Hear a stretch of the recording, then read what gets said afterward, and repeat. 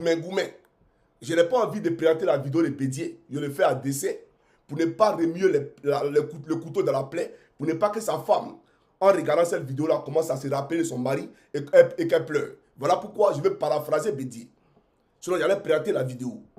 Où Bédié, pour parler de sa femme, il dit « Ma biche royale, avec celle on ne peut jamais avoir le goumé. » Et tout le monde a éclaté en sanglots. Tout le monde en a souvenance de ça. Donc, le président Gbagbo n'est pas le premier à parler de sa femme. Dramane Ouattara lui-même, on va l'écouter, puisqu'il s'agit de lui. On va l'écouter ici et on va aller en profondeur. Alors, chaque homme africain de Côte d'Ivoire, on va écouter le faiseur de coup d'État. Voilà.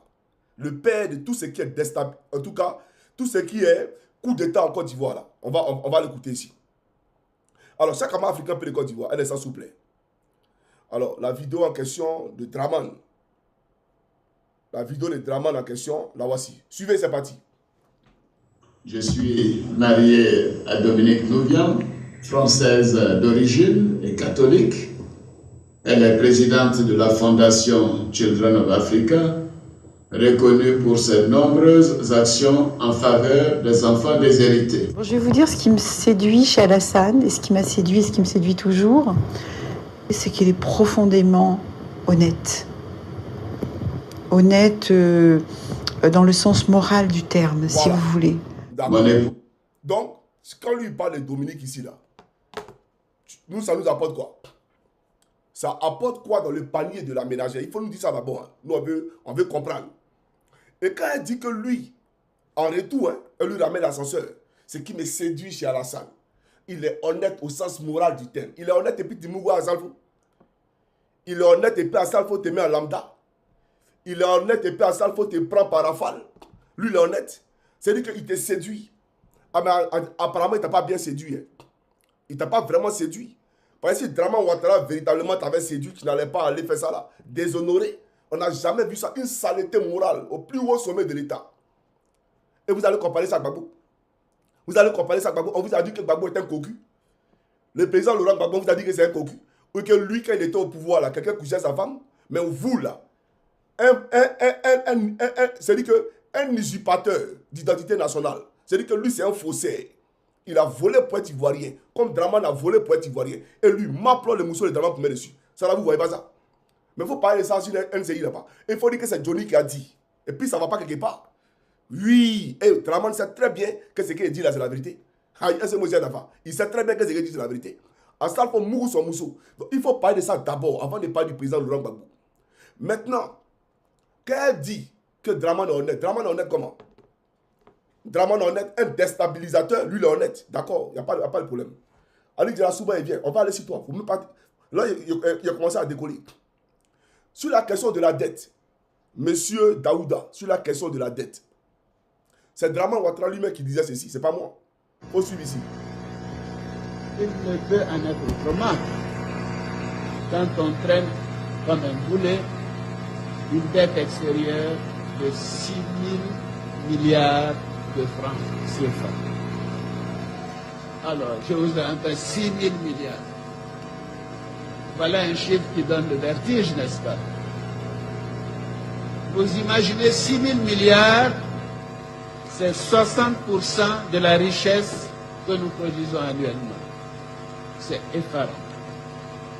Avec un tel endettement, on peut dire que la Côte d'Ivoire vit au-dessus de ses moyens et qu'elle a cédé à la facilité.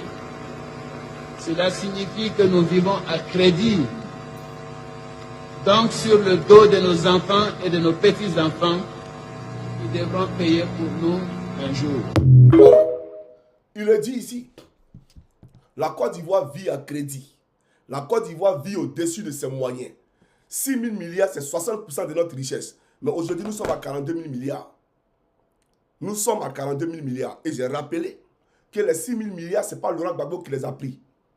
Laurent Gbagbo n'a pris aucune dette. Et ce n'est pas Bédié qui a pris cette dette-là non plus. C'est Ouattara lui-même, quand il était premier ministre d'Oufoué-Boigny, là. C'est lui qui a pris cette dette-là. Ce n'est pas Bédié. Quand Bédié est venu, lui colmater les brèches. Quand Bédié est venu, le gouvernement de Bédié était sur ajustement structurel. Donc Bédié n'a pris aucune dette pour la Côte d'Ivoire. Jamais. Comme le président Gbagbo n'a pris aucune dette pour la Côte d'Ivoire. Jamais. D'accord? C'est lui qui a pris les 6 000 milliards dont il parle lui-même là. C'est Draman Ouattara. Ce pauvre-lot là, qui est rentré dans la fonction de Premier ministre pour devenir riche là, ce pauvre-lot là, c'est lui qui a pris, bien entendu, les 6 000 milliards.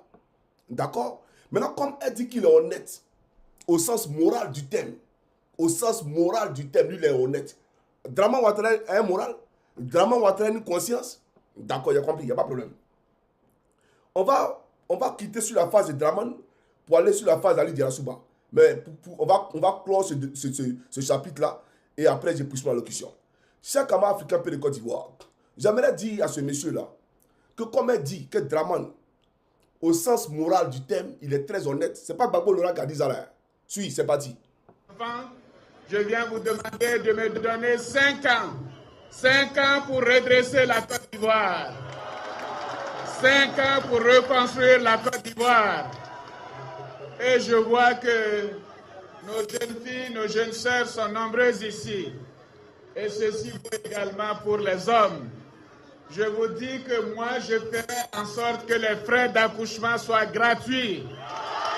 Et je ferai en sorte que les frais d'accouchement soient gratuits. Alors là, j'entends que les hommes applaudissent plus que les femmes. Donc, en Côte d'Ivoire, nous allons nous organiser.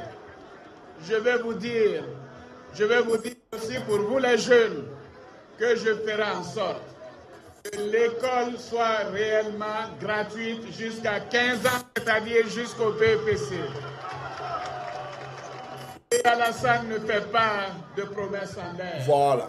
Alassane ne fait pas de promesses en l'air. Donc aujourd'hui, tu es toi, Daouda, ta femme là, tu l'as tellement maplot, elle a pris grossesse quand elle accouche gratuitement seulement sous Draman. C'est-à-dire ça accouche en rafale gratuitement. Les femmes accouchent en lambda. Ça accouche en rafale gratuitement en Côte d'Ivoire. C'est bien. Continue de m'appeler parce que Draman est là. Voilà. Lui, il est là pour faire accoucher ta femme. Alors, chers amis, il y a 2 vidéos à présenter. 2 vidéos à présenter et on va commencer sur la question d'Ali Diarra-Souba. Il faut suivre ça, là, Daouda. Voilà. Suis ça, rapidement. Philippe Mangou et Berena Nyankoudé de l'ONICI ont effectué une tournée dans les principales casernes du district d'Abidjan. Au centre de cette tournée, la contribution des forces armées dans la reconstruction de la Côte d'Ivoire post-crise. Le point avec Ali Yoda. Ces images ne sont pas celles du tsunami. Nous sommes au 1er bataillon d'infanterie d'Akwedo. Ici, la destruction a été massive, à la mesure de la puissance de feu que le camp abritait. Du 1er bataillon au commandement d'Akwedo, la jonction n'a duré que 5 petites minutes. Les généraux étaient attendus et ils le savaient. Face aux hommes de troupes venus aux nouvelles, honneur est revenu au chef d'état-major, le général Philippe Mangou. Est-ce que vous voyez bien? Si vous voyez pas, il faut me dire, les gars. Est-ce que vous voyez, s'il vous plaît? Adressé à eux. La guerre est terminée. Nous sommes en train d'effectuer ce matin le tour des casernes pour nous rendre compte par nous-mêmes des états, des dégâts qu'il y a eu après les différents bombardements, après les combats, afin de rendre compte à M. le Premier ministre, qui est dans le même temps le ministre de la Défense, qui lui également rendra compte de l'état des casernes à son Excellence, M. le Président de la République. D'un général à un autre, le message se veut complémentaire et reste le même. La guerre est finie. Le message, c'est qu'il y a un temps pour la guerre, un temps pour la paix. Le temps pour la guerre fratricide Est-ce que vous voyez même entre les Ivoiriens est bel et bien terminé. Prenant les officiers au mot, les militaires signaleront un cas de meurtre perpétré contre un des leurs. Et c'est le général Gueux Michel qui va les rassurer. On a tous travaillé ensemble pendant des dizaines d'années et il est vraiment hors de question que nous commencions à tirer dessus. Le champ de bataille, ce n'est pas ici. Nous allons donc demander à Dieu d'avoir son âme, mais je pense que ça ne va pas se répéter. Un rebelle, lui connaît Dieu. Un rebelle qui dit on va demander à Dieu d'avoir l'âme d'un FSI. D'accord, poursuivons. Et tout à l'heure, je vais donner des instructions à ceux qui sont responsables des camps d'Akwedo afin qu'il n'y ait plus ce genre d'incident ou d'accident. Après les 2 camps militaires d'Akwedo, cap sur l'école de gendarmerie pour une escale suivie d'une visite à la gendarmerie nationale d'Agban.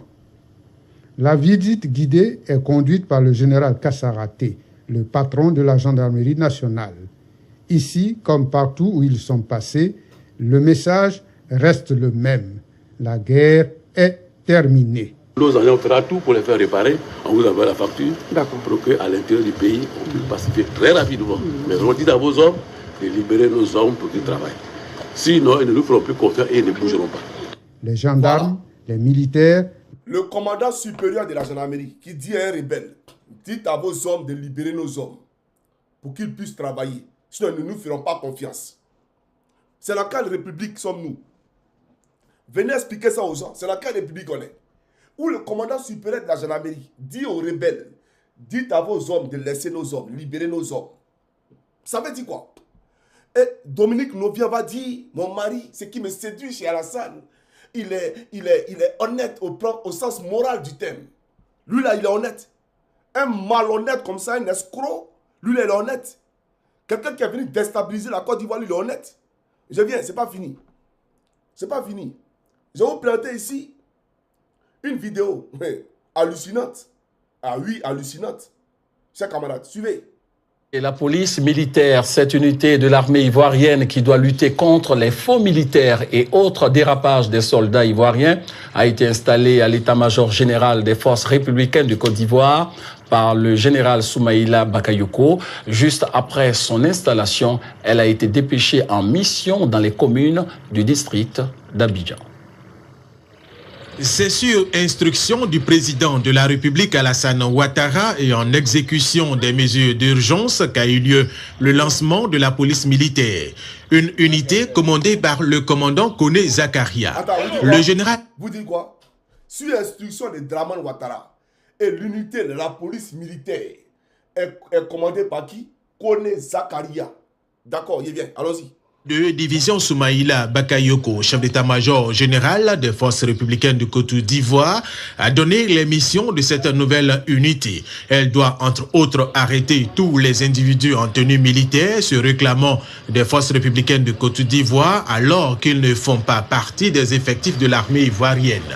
Et saisir tous les véhicules sur lesquels sont marqués FRC, gendarmerie ou police. Je vais montrer une autre vidéo du sieur Kone Zakaria. Voilà. Dans l'exercice de ses fonctions, où on parle de police militaire toujours. Suivez, c'est parti. La police militaire vient de mettre fin aux activités de faux officiers des FRC, les forces républicaines de Côte d'Ivoire.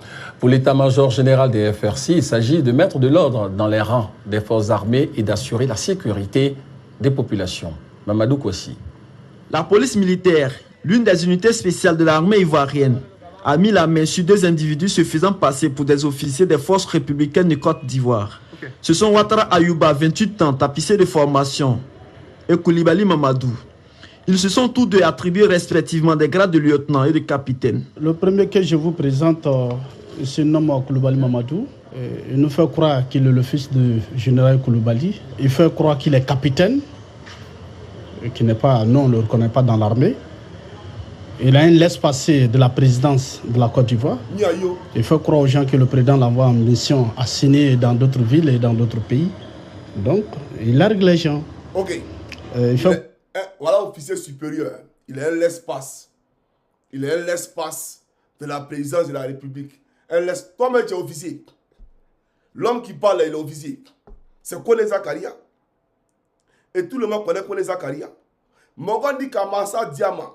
Naïbe MPCI supporté, Aïba supporté, Mongon le Kossi. Comme Marufa, on m'a demandé le quartier là tout. Jamana Kono. Mais, Moïka Marufa Dama. Naloube MPC supporté, Aïta supporté, Zakaria Kosa, Aïta supporté, Ibe Kosa. Aïba supporté, Mohamed Kosa, Aïde Kaloui, Alassane Dramane Ouattara. C'est lui qui est ici. Lui-même, il est officier. Lui, il va chercher faux officier. Lui, il est officier. Voilà, quand vous dites encore, vous marchez sur la tête, vous pensez qu'on s'amuse. Vous pensez qu'on s'amuse. Quand il a un laisse-passe de la présidence, on lui laisse passer. Tellement c'est un inculte, un illettré notoire. C'est-à-dire que sa tête, là, ça bouille sang, là, c'est quoi sa tête est déréglée. Ça beuve, là, ça sent, là. C'est comment sa tête est déréglée. Quand il est un espace de la présidence. Lui, il est l'officier supérieur. Il est colonel-major. Colonel-major. C'est actuellement dans la République de Draman. Mais on va aller en profondeur. Alors, j'aimerais dire, appelez Ali Diarra-Souba. Parce que là, j'ai des choses à vous dire. Puisque vous avez parlé du président Gbagbo et de sa dulcinée, bien entendu, sur Live TV ou NCI, peu importe. Mais que ce soit Live TV ou NCI, c'est une chaîne des rebelles. C'est les rebelles aujourd'hui qu'on nous présente à la télévision. On veut que les Ivoiriens regardent les rebelles. Donc on vous regarde. Il n'y a pas de problème. J'aimerais dire au rebelle Daouda qui a pris la parole pour parler que Ali Diarra-Souba se crève la faim. Parce que quand il était un crève la faim, il a fait la rencontre d'une fille que je vais te présenter ici. Je vais te la présenter ici pour que tu comprennes de quoi il s'agit véritablement. Et c'est lui qui l'a déviégé. Tu sais ce que ça veut dire déviégé? Ça veut dire qu'il fut son premier copain. C'est là. C'est lui qui l'a déviégé. Sa femme légale, légitime, c'est elle qui est là. Tu la vois ou pas? Et les gars, si vous voyez là, dites-moi que vous voyez, s'il vous plaît. Parce que là, on va décoller, on va aller en profondeur. Est-ce que vous voyez? Voilà, c'est la femme légitime d'Ali Diarra-Souba. Ils sont mariés légalement. En dehors d'Ali Diarra-Souba, elle n'a pas connu d'homme. C'est lui qui l'a déviégé. Ali Diarra-Souba, quand il a commencé à avoir un peu d'argent, il a abandonné son foyer conjugal à Koumassi. Il a fait 4 ans en dehors de son foyer. Pourtant, il a 4 enfants. 4 enfants avec cette femme-là. Il va te montrer les enfants ici. De beaux enfants, bien entendu. Elle lui a fait de magnifiques enfants. Parce que vous pensez que vous êtes toqué. Il va vous montrer que c'est plus toqué que vous. Voilà les enfants d'Ali Diarra-Souba qui sont ici. Tu les vois ou pas? Et écrivez si vous les voyez bien, s'il vous plaît. Écrivez. Vous les voyez? Vous les voyez, ces magnifiques enfants-là? J'espère que vous les voyez, chers camarades. Voilà. Voilà les enfants d'Ali Diarra-Souba. Elle lui a donné 4 magnifiques enfants. 4 magnifiques enfants. Mais il a abandonné son foyer pendant 4 ans, plus de 4 ans et demi. Sans mettre ses pieds dans la maison. Pourtant, il habitait dans Abidjan avec la femme là. Ses enfants mangent où? Ils se lavent où? Ils dorment comment où? Ce n'est pas son problème. Il a fait plus de 4 ans et demi sans voir ses enfants.